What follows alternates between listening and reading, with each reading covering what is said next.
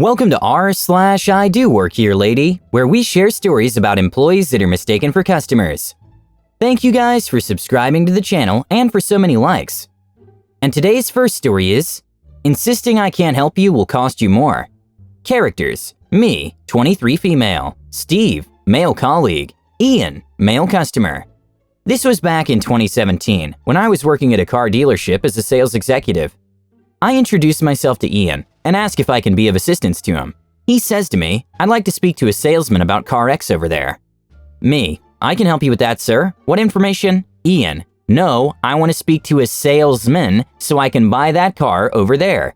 Me, "Okay, sir, I am a sales executive and am fully capable of selling you that car." Ian, "No, you're not. Now let me speak to that guy over there." I walk Ian over to Steve and explain he needs a salesman to sell him X car over there. Steve and I are pretty good friends, so he agreed to split the commission with me, just for putting up with Ian's ridiculousness for the last 10 minutes. Steve sold Ian every possible extra at full cost, just because. F you, Ian. The second story is, we tell you who our dad is and you call us liars trying to get free food? Get killed with kindness. Greetings, fellow Redditors. Long-time reader, first-time poster. This is less of an I do work here lady and more of a my dad works here lady, so I hope this post correlates enough to not be removed.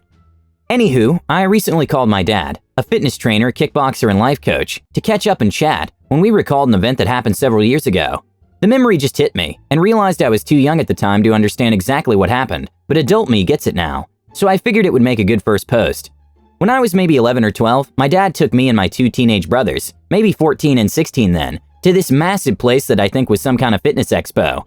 I remember this orange mile-long jogging track inside that circled the room, several areas to exercise with top-notch workout equipment, spin cycling, power yoga, weightlifting, and the like, and a swimming pool area that would moisten Michael Phelps's wettest dreams. I also remember this huge room with more workout equipment, with a big enclosed space in the epicenter of the room, with a kind of stage inside. It was hard to see clearly on the outside, likely for privacy reasons, and so the trainees are less distracted. Come to find out, it was where these exclusive training classes were taking place, and possibly recorded for people to train at home, but I could be wrong, with some house mixes bumping on the speakers that would make anyone want to get up and get down. D, I miss 90s house music. Check it out if you're unfamiliar. You won't be disappointed. Since my dad was one of many star trainers attending, my brother and I received our guest lanyards, which allowed us to roam the place if we wanted. Our parents raised us well to be responsible and behave in public, or it meant RAs when we got home. The only thing was we weren't allowed to use the equipment. No biggie. It was the same rule when he took us with him at one of the fitness centers he co-managed over the years, so that was nothing new. Dad introduced us to some of his clients and fellow instructors, many of whom recognized us, as our dad had pictures on his desk and talked about us often, especially me, as I resemble him more than my brother. I remember some saying I was such a pretty girl in my puffy winter coat. Being the super shy type, I reacted as you might expect, but I still knew when to say thank you, especially with Dad being so proud to introduce his kids. As the time for my dad to start his class in that dope AF enclosed space grew closer, he told my brothers and me that if we got hungry, to tell the clerk to put anything we want on his tab, and he would pay for our food when his class was over. We weren't greedy kids and knew not to overindulge, so the trust was there. Pretty much everyone in this place knew my dad, so we just had to drop his name to the clerk when we were ready to eat. He gave me a kiss, gave my brothers the usual look out for your baby sister, and left to be awesome. The place where we wanted to get food had the best view from the third floor. This ginormously wide window, which did my fear of heights no favors, let us see near everything on the main floor, including the jogging track. It felt like being in one of those VIP boxes at a sports event that lets you see everything. Now, the clerk selling food and drinks wasn't at the counter when our dad first brought us in, so we decided to wander, and thus leads us to the meat of this post. My brothers and I gave ourselves a tour, careful not to get lost, as this place was as big as a super mall, until we eventually got hungry. We made our way back to the kitchen area, and this middle-aged Asian woman was behind the register. She greeted us without a smile, while we surveyed the healthy goodies in a glass display for what we wanted. My brothers told me to pick something first, and then they did the same. After the lady clerk said our total, we told her who our dad was, and that he said to put it on his tab, to pay after he finished training. She said something along the lines of, "Dad's first name and last name is your dad?" We told her yes. Remember, she didn't see us come in with him earlier. She told us no, rather coldly too, and unless we paid for everything ourselves, we weren't getting anything. My oldest brother told her we couldn't pay, hence our dad suggesting the tab option. She just cut my brother off and told us to go. And no, we couldn't show her a photo as proof, because camera cell phones weren't quite a thing yet. Disheartened, we just sat at a table across the room and watched everything outside the window. We even kept track of specific people going around the mile-long track for who made a full circuit the fastest. Kinda made a game of it while we talked about other things. While we sat waiting, I glanced occasionally at the lady clerk, who I swear could open for the circus with the daggers her eyes were throwing at us. I realized now that she was probably keeping an eye on us in case we tried to steal or something. In my job experience in recent years, I understand keeping an eye for suspicious-looking people is part of any job description, and my brothers were really tall, but that didn't excuse the lady clerk's cutthroat tone and B attitude as if we were known delinquents.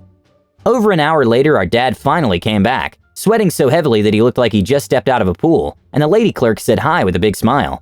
My brothers and I went up to him, and the first thing he asked is if we got food. We told him no and explained why. My dad went up to the counter to the lady clerk, looking like she forgot to cancel her Amazon Prime trial a day too late, pulled out his wallet, and told us to order what we wanted. I could hear the "told you so" on my brothers' faces. I'm paraphrasing their exchange, as it was well over 15 years ago. Lady clerk, to my brothers and me, "This is your dad?" Us, "Yes." Lady clerk gasps audibly, looks to my dad with shocked eyes. "And these are your children?" Dad, "Yes." Lady clerk gasps audibly again, takes a good 5 seconds to get her jaw off the floor, and starts to profusely apologize, while my dad, a tallish black man with a shaved head, small hoop earring, and the physique that puts upscale nightclub bouncers to shame, gives her Keanu Reeves levels of kindness and understanding, while she's all but kissing his A, while getting our, and now Dad's, orders. She even threw in some free oatmeal raisin cookies for the trouble. My brothers and I are like, "Sweet, thanks." My dad bid her good day and we left. My dad is an MF boss, in more ways than his job title. Update. Whoa, I never imagined this post would go kablooey like this. And yay, my first rewards. Thank you so much, kind people. May you find $20 in a jacket pocket you haven't worn since November. Thank you to those who made sweet and heartwarming comments. I love making people happy, and I'm thankful my past story brightened your day in these dark ones. As for the less than sweet comments, I understand where you're coming from, and honestly can't say why certain things didn't happen differently when this happened to me, my two bros, and dad. As I said, I had jobs in the past where we had to watch out for people we felt suspicious of, hence me not faulting the lady clerk for hers.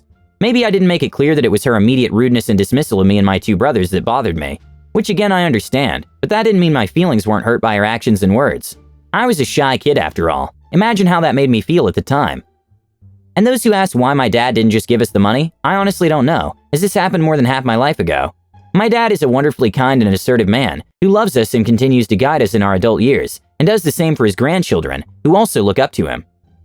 The third story is, a woman tries to let her son in dangerous warehouse.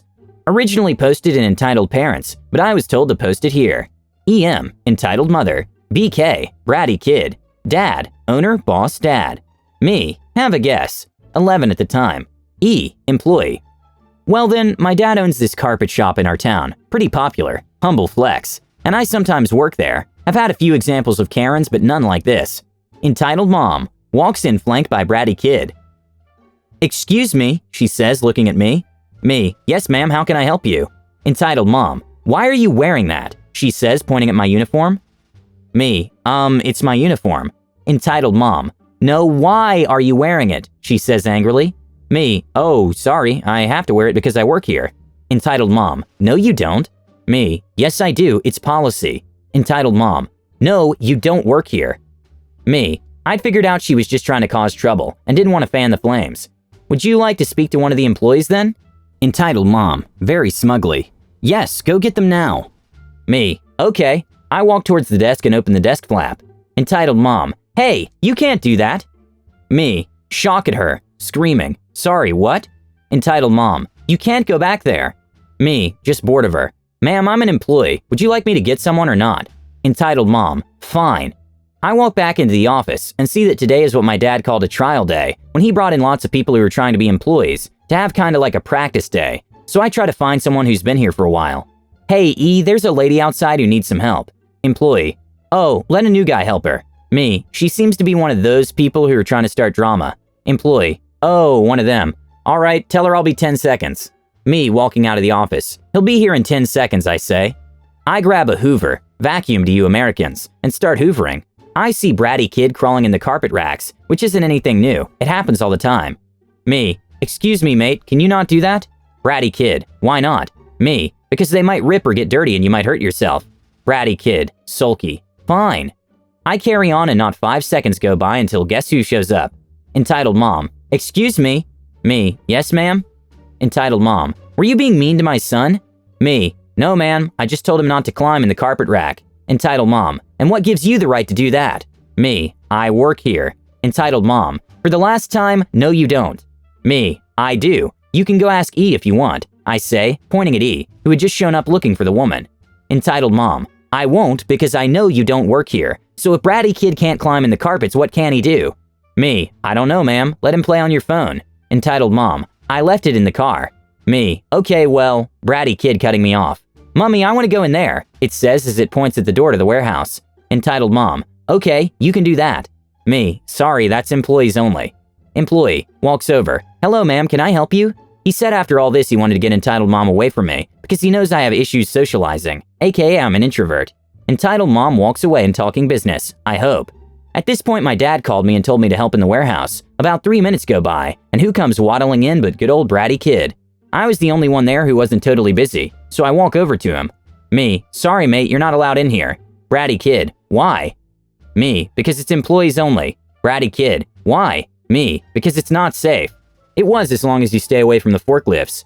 Bratty kid. But you're in here. Me. Because I've been trained. I hadn't. Bratty kid leaves. 50 seconds later, I see Entitled Mom charging at me, flames in her eyes. Entitled Mom. What did you say to my son, you T? Me. Terrified because I cannot deal with stress well. What? Entitled Mom. These are her words, not mine. Are you effing R? I said, what did you say to my son? Me. Not knowing what was going on, and on the edge of tears. Nothing, ma'am, I just told him he can't be in here. Dad. Excuse me, ma'am, what's going on here? Entitled Mom. This child is being racist. Just like me, both of them are white. Dad. Shocked. How exactly is he being racist? Entitled Mom. He won't let my son in here. Dad. Annoyed. So because my son won't let you in an employees-only room, he's racist? Entitled Mom smugly looking at me. Yes? Dad. Ma'am, I would like you to leave. Entitled Mom. So it runs in the family. Your son was being racist to my son and you're being racist to me. Dad. Bored with them. No, you're causing a scene and are lying. Entitled Mom. What? Let me speak to your manager. Dad gives me a look that pretty much says I've always wanted to do this. Spins around and says, hello, I am the manager. Please leave.